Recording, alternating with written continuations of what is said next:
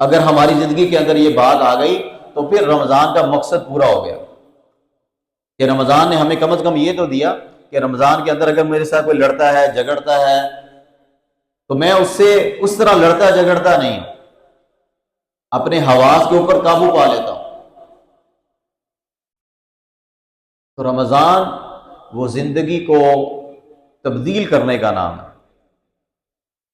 ایک نئی زندگی، ایک نئی اڑان، جس میں ماضی کی پہلی ساری غلطیوں کے اوپر توبہ ہو، استغفار ہو۔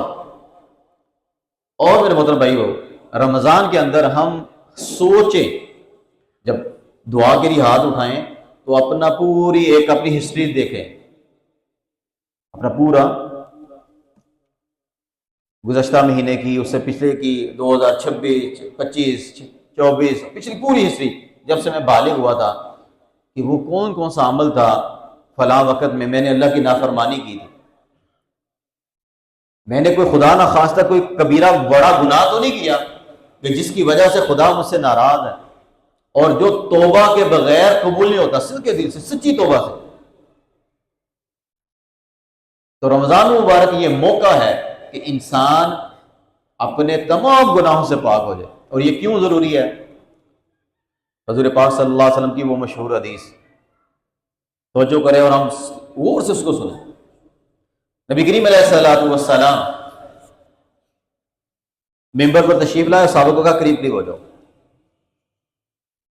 سارے قریب ہو گئے۔ اس کے بعد نبی کریم علیہ الصلوۃ والسلام ممبر پر تشریف لائے تو ممبر کے پہلے درجے پہ قدم رکھا، مبارک رہا تو فرمایا آمین۔ ممبر کے دوسرے درجے پہ قدم مبارک رکھا تو پھر فرمایا آمین۔ پھر ممبر کے تیسرے درجے پہ قدم رکھا تو پھر فرمایا آمین۔ اس کے بعد جو آپ نے ارشاد فرمانا تھا ارشاد فرما لیا۔ اس کے بعد صحابہ رضی اللہ تعالیٰ عنہ نبی کریم علیہ السلام کی بارگاہ میں موجود تھے تو عرض کیا یا رسول اللہ، آج آپ نے ایک عمل ایسا کیا ہے کہ اس سے پہلے کبھی یہ عمل آپ کے ہم نے نہیں دیکھا۔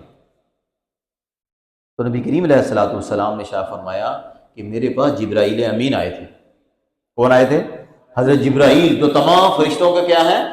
سردار ہیں، وہ آئے تھے، اور جبریل امین نے آ کر دعا کی تھی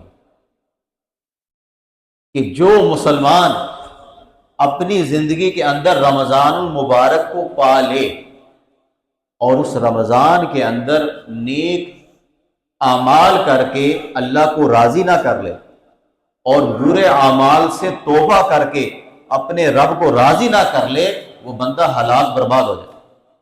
تو میں نے کہا، میں نے جبریل کی دعا پر آمین کہا تھا۔ دوسرا فرمایا کہ جبرائیل نے دوسری دعا یہ کی تھی کہ جو مسلمان میرا نام سنے محمد، تو اسی وقت صلی اللہ علیہ وآلہ وسلم نہ کہے تو وہ بھی ہلاک برباد ہو جائے۔ تو میں نے کہا آمین۔ اور تیسرا فرمایا کہ تیسری دعا جبریل امین نے یہ کی تھی کہ جو انسان اپنے بوڑھے والدین میں سے دونوں کو یا کسی ایک کو بڑھاپے کی حالت میں پائے، اس حالت میں پائے کہ ان کو ساتھ کی اور مدد کی ضرورت ہو اور یہ ان کی خدمت کر کے جنت نہ کما لے، تو فرمایا وہ بھی ہلاک و برباد ہو جائے۔ تو میں نے کہا تھا آمین۔ اس لیے رمضان المبارک کے اندر غفلت کرنا، رمضان المبارک کو عام دنوں کی طرح گزار دینا، یہ کتنا خطرناک ہے کہ فرمایا کہ وہ بندہ اس بد دعا کا شکار ہو جائے۔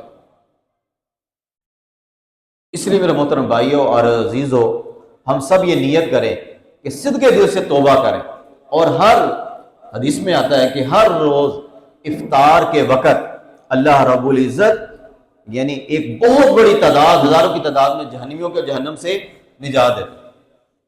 تو اللہ سے دعا کریں، اس کو معمولی نہ سمجھیں۔ تو یہ بہت ضروری ہے کہ ہم سب کو اس بات کا استحضار ہو، اٹھتے بیٹھتے سوتے جاگتے انسان ذرہ برابر بھی اگر غافل ہو تو فوری طور پر اس کو جب ذہن میں آ جائے یہ تو رمضان چل رہا ہے۔ اس کی مثال کہ ایک انسان حرم حج کے لیے چلا گیا، عمرے کے لیے چلا گیا، اور بیت اللہ میں موجود ہے، اور وہاں پہ جب مکہ المکرمہ میں نماز پڑھنے لگا ہے تو روٹین کے اندر نمازیں پڑھ رہا ہے، تو نماز پڑھتے پڑھتے اس کے دماغ میں یہ بات آ جائے کہ بھئی یہ تو حرم کی نماز ہے، یہاں تو ایک نماز کے بدلے میں 1,00,000 نمازوں کا ثواب ہے،